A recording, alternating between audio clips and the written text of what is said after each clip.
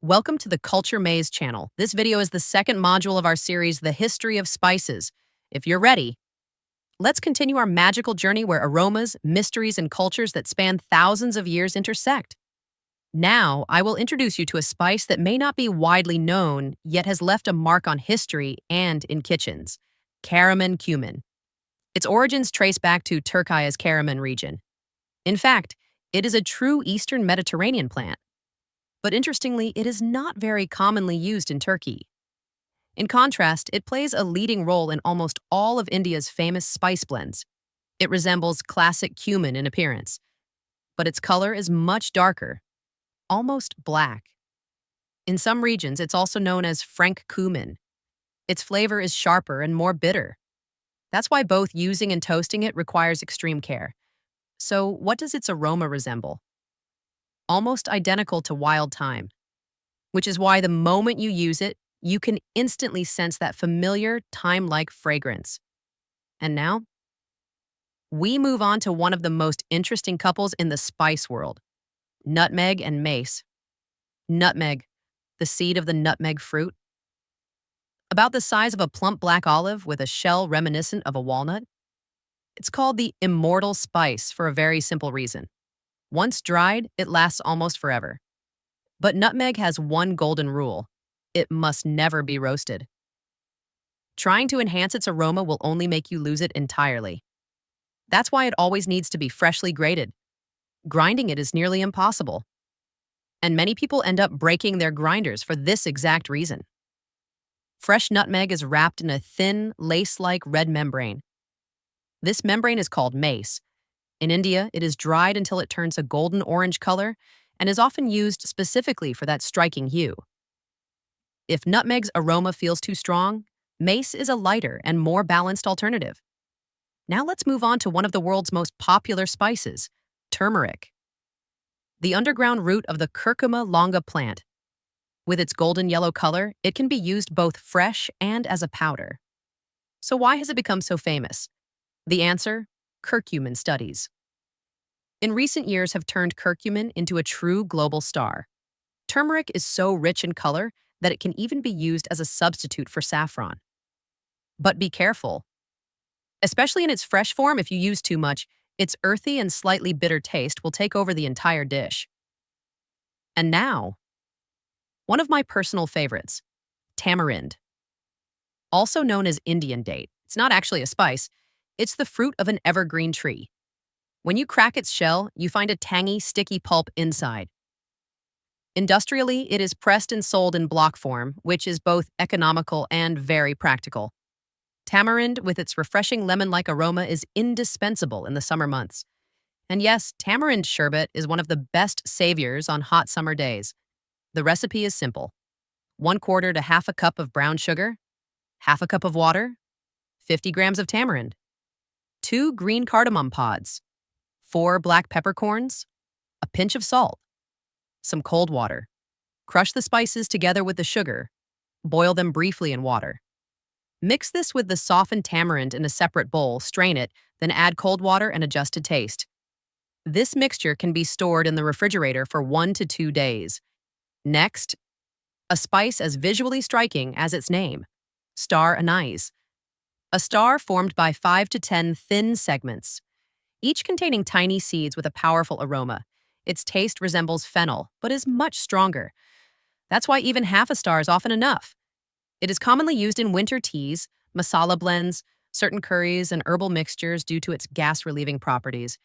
And now we've reached the most expensive spice in the world: saffron. The reason it was more valuable than gold in certain eras is simple: unbelievable labor. Saffron is obtained by hand-picking the stigmas of the crocus flower one by one. To produce just 100 grams of saffron, you need between 75,000 and 80,000 stigmas. That's why it's so expensive. But the aroma it provides and that mesmerizing golden color are incomparable to any other spice on earth. It works wonders in pilafs, soups, meat dishes, especially lamb. In India, it is commonly used in desserts as well. However, saffron does not dissolve when added directly to hot dishes. To distribute its aroma and color evenly, it must be soaked in water or milk for a few hours beforehand.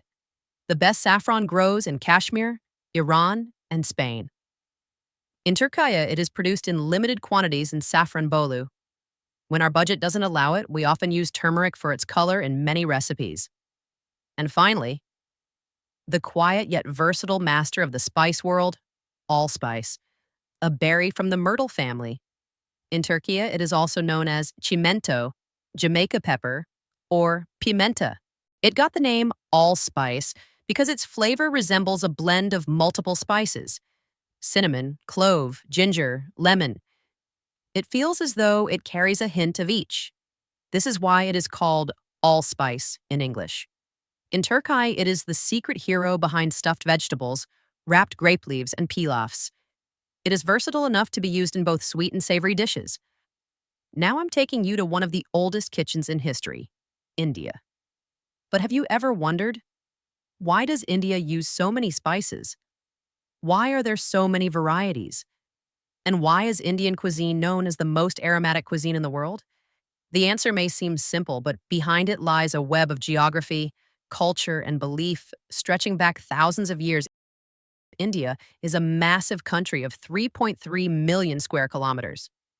Today, you can find every type of climate within this land, from tropical heat to mountain climates, even cold regions close to polar conditions. What does this mean? Different climates equals different plants. Different plants equals far more spices. This is the first reason behind India's extraordinary spice diversity, but this is only the beginning. One of the things that makes India what it is its layers of history. From the Mughal Empire to the British, from the southern Dravidian culture to the Rajputs, every civilization that came to this land brought its own culinary culture spices, mixed with these cultures, spread, and became permanent. That's why when you travel north in India, you encounter one type of cuisine. In the south, a completely different one, another in the east, and another in the west. The same country, but four different worlds of flavor. So if spices are this important in India, what does cooking mean to them? In Indian culture, cooking is truly an art form. Since much of the population still lives in rural areas, they don't have the habit of buying ready-made mixes from markets. From spice blends to masalas and base sauces, everything is prepared from scratch. Every family has its own recipes, secret formulas passed down from generation to generation. The greatest heritage a daughter learns from her mother is actually knowledge of the kitchen. If you are a guest in an Indian home, you will never see a single dish served. At least 3 to 4 dishes, all made completely from scratch, are placed on the table, and each one is a harmonious dance of different spices. So, what are the most commonly used spices in Indian cuisine? Of course, they use many of the spices we know, but some spices we don't use, or barely use, are at the heart of Indian cooking: hing, the devil's dung. Herb. One of the spices Indians call hing, and which is almost never used in our part of the world, is asafoetida. Interestingly, it is obtained from a tree resin. And because it contains a high amount of sulfur, its smell is quite strong, even unpleasant to many. But this is how miracles happen in the kitchen. That sharp smell transforms with heat and gives off a onion-garlic aroma. But if India already has onions and garlic, why use hing? Because according to some beliefs, it is considered inappropriate to consume root vegetables that grow underground. So onions and garlic are forbidden in some communities. This is where hing steps in, a kind of kitchen magician. Curry leaves. Now let's talk about a spice you often hear of, but most people misunderstand. Curry leaves. Curry leaves are not curry powder, nor are they the curry dish itself. They are small, aromatic leaves that look like bay leaves. Especially when lightly fried in oil, they give dishes a completely different character. They are used widely in soups, vegetable dishes, and for flavoring hot oil. Curry leaves are actually one of the silent powers of Indian cuisine: Mexican coriander, culantro. Mexican coriander is a herb that looks like parsley but has a much stronger aroma. Because of its appearance, many tourists confuse it with parsley and then experience a surprise when the food arrives. Indians typically use this herb by sprinkling it over the dish after it's cooked. Its aroma stays fresh, its color stays vibrant, and it brings brightness to the food. Mustard seeds are indispensable, especially in northern India. Black mustard is stronger, yellow mustard is milder. When fried in mustard oil, they make a popping sound. And this popping sound is one of the most familiar background noises of Indian cooking, fenugreek. Another key spice, fenugreek. It's one of the building blocks of masala blends, especially Madras masala. While its fresh aroma is strong, its dried form adds incredible depth to dishes. Spice blends, the world of masala. In India, spice blends have no standard formula. Every family, every region, even every restaurant has its own special masala. The ingredients of masala may be similar, but the ratios always differ.